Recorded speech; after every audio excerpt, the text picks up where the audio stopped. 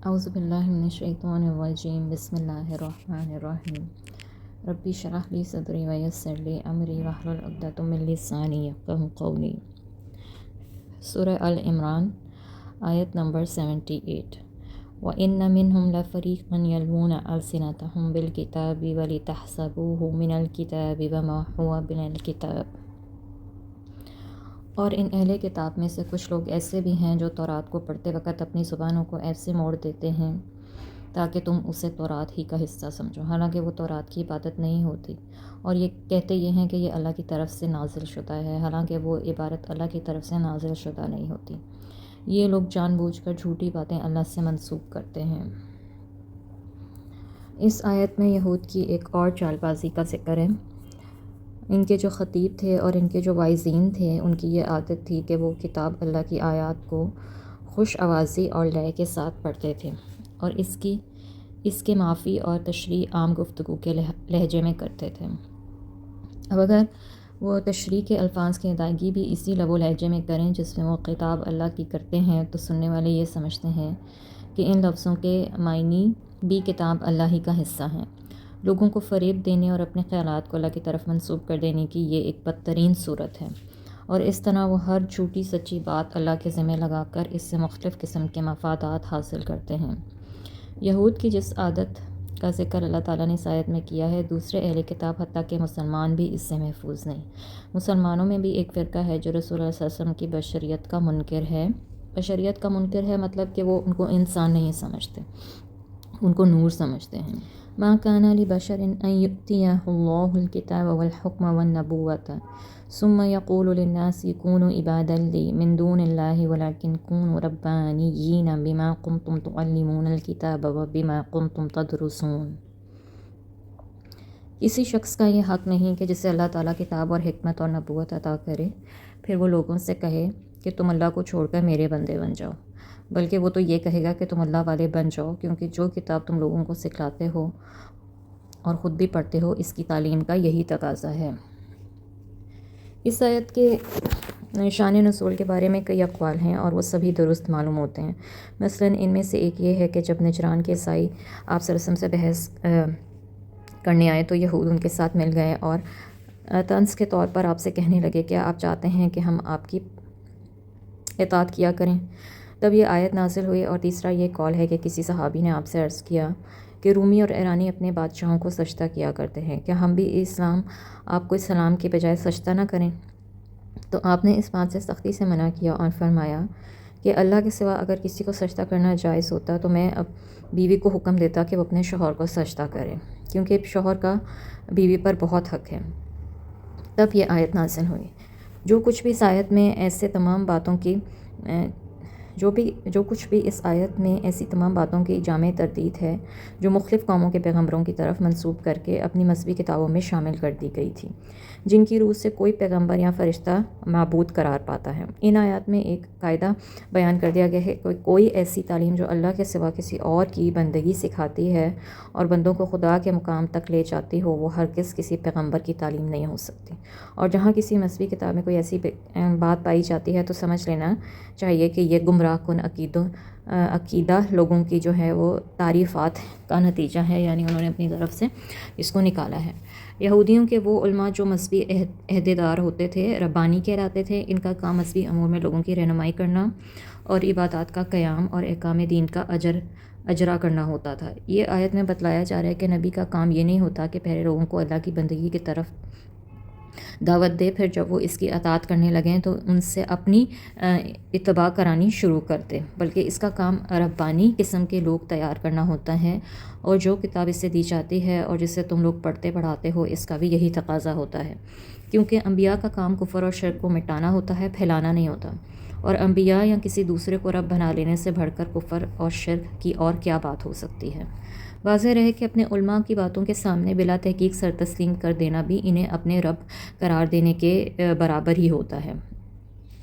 جب یہ آیت نازل ہوئی اتخذوا احبارہم و رہبانہم اربابا من دون اللہ، تو حضرت عدی بن حاتم جو پہلے عیسائی تھے، انہوں نے رسول اللہ صلی اللہ علیہ وسلم سے عرض کیا، ہم نے اپنے علماء کو رب تو نہیں بنا رکھا تھا۔ آپ نے فرمایا کیا یہ بات نہیں تھی کہ جس چیز کو وہ حلال کہتے تھے تم اسے حلال، اور جسے وہ حرام کہتے تھے تم اسے حرام تسلیم کرتے تھے؟ عدی بن حاتم کہنے لگے ہاں یہ بات تو تھی، آپ نے فرمایا کہ یہی رب بنانا ہوتا ہے۔ وَلَا يَأْمُرُكُمْ أَن تَتَّخِذُوا الْمَلَائِكَةَ وَالنَّبِيِّينَ أَرْبَابًا، اور وہ نبی تمہیں یہ کبھی نہیں کہے گا کہ تم فرشتوں اور نبیوں کو رب بنا لو۔ بھلا تمہارے مسلمان ہو جانے کے بعد وہ تمہیں کفر کا حکم دے سکتا ہے؟ وَإِذْ أَخَذَ اللَّهُ مِيثَاقَ النَّبِيِّينَ لَمَا آتَيْتُكُم مِّن كِتَابٍ وَحِكْمَةٍ ثُمَّ جَاءَكُمْ رَسُولٌ مُّصَدِّقٌ لِّمَا مَعَكُمْ لِتُؤْمِنُنَّ بِهِ وَلَا تَنصُرُنَّهُ۔ اور وہ وقت بھی یاد کرو جب اللہ تعالیٰ نے تمام انبیاء سے عہد دیا کہ اگر میں تمہیں کتاب اور حکمت عطا کروں، پھر کوئی ایسا رسول آئے جو اس کتاب کی تصدیق کرتا ہو جو تمہارے پاس ہے، تو تمہیں اس پر ایمان لانا ہوگا اور اس کی مدد کرنا ہوگی۔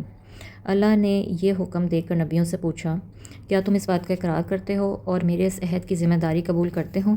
نبیوں نے جواب دیا ہم اس کا اقرار کرتے ہیں۔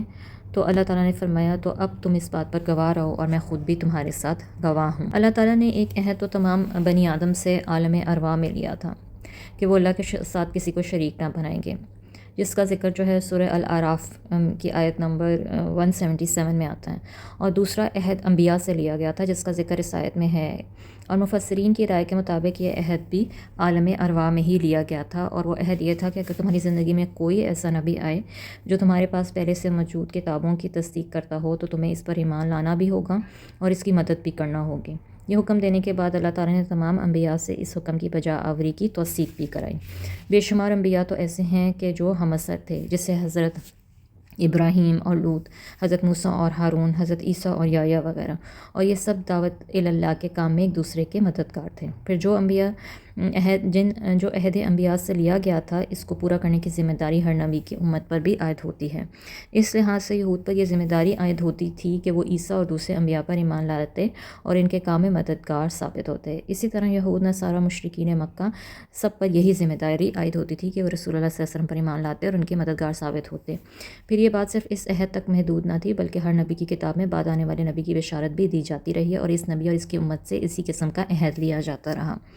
واضح ہے کہ رسول اللہ صلی اللہ علیہ وسلم سے پہلے کے انبیاء سے یہ عہد لیا گیا تھا اور ان کی کتابوں میں آنے والے نبی کی بشارت بھی دی گئی تھی، لیکن آپ سے اس قسم کا عہد نہیں لیا گیا کیونکہ آپ خاتم النبیین ہیں، نہ ہی قرآن اور حدیث میں کسی آنے والے نبی کی بشارت دی گئی ہے۔ اس کے برعکس قرآن میں آپ کو خاتم النبیین کہا گیا ہے، اور بے شمار احادیث سے یہ بات واضح ہے کہ آپ کے بعد تا قیامت کوئی نبی نہیں آئے گا، البتہ قیامت کے قریب حضرت عیسیٰ ضرور نازل ہوں گے، مگر اس وقت ان کی حیثیت آپ کے متبع کی ہوگی، یعنی وہ شریعت محمدیہ ہی کی اتباع کریں گے۔ فمن تولیٰ بعد ذلک فاولئک هم الفاسقون، پھر اس کے بعد جو بھی اس عہد سے پھر جائے تو ایسے ہی لوگ فاسق ہیں۔ اس پختہ عہد اور بشارتوں کے بعد جو بھی شخص تعصب کی راہ اختیار کرے اور اپنے آپ کو دین کا اجارہ دار سمجھے اور مخالفت پر اتر آئے تو اس سے زیادہ نافرمانی کی بات اور کیا ہو سکتی ہے۔ اس کی مثال یوں سمجھے کہ جب عیسائیوں سے کہا جاتا ہے کہ تمہیں قرآن پر ایمان لانا چاہیے کیونکہ وہ تمہاری انجیل کی تصدیق کرتا ہے، تو وہ اس کا جواب یہ دیتے ہیں قرآن نہ تو عقیدہ الواحیت مسیح کی تصدیق کرتا ہے اور نہ مسیح کی ابنیت کو تسلیم کرتا ہے، نہ عقیدہ تثلیث کو اور نہ کفارہ مسیح کو تسلیم کرتا ہے، حالانکہ ہماری انجیل سے یہ سب کچھ ثابت ہے۔ پھر ہم آپ کے قرآن پر کیسے ایمان لائیں اور کیوں کر اسے الہامی کتاب سمجھ سکتے ہیں؟ گویا جن غلط اور گمراہ کن عقائد کی اصلاح اور صحیح عقیدہ توحید کو پیش کرنے کے لیے قرآن نازل ہوا تھا اور حق اور باطل کو نکھار کر ان کے اختلافات کا فیصلہ کرنے آیا تھا، یہ لوگ ان غلط عقائد سے کچھ اس طرح چمٹے ہوئے ہیں اور مذہبی تعصب کی پٹی ان کی آنکھوں پہ کچھ اس طرح بندھی ہوئی ہے کہ وہ انہیں غلط عقائد کو اصل بنیاد قرار دے کر قرآن ہی کی تکذیب شروع کر دیتے ہیں، حالانکہ ایسے غلط عقائد صدیوں بعد ان کے علماء کی طرف سے انجیل میں شامل کر دیے گئے اور یہ مجموعہ کچھ اس طرح الہامی مضامین اور الحاق مضامین میں گڈمڈ ہو گیا کہ بعد میں آنے والے علماء کے لیے یہ معاملہ مشتبہ ہو گیا اور ان میں اصل الہامی مضامین کو الگ کرنا مشکل ہو گیا۔ یہی حال تورات کا بھی ہوا۔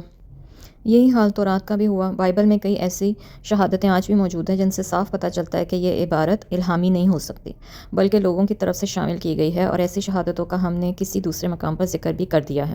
ان کے مقابلے میں قرآن کی اہمیت جو ہے وہ آج بھی ثابت ہے۔ پھر یہ کس قدر اندھیرے کی بات ہے کہ ایسی تعریف شدہ کتابوں کو اصلی معیار قرار دے کر قرآن کی تکذیب کی جائے، یعنی لوگ قرآن کو جھٹلا دیتے ہیں اور ان کتابوں کو ماننا شروع کر دیتے ہیں جن میں تعریف ہو چکی ہے، رد و بدل ہو چکا ہے۔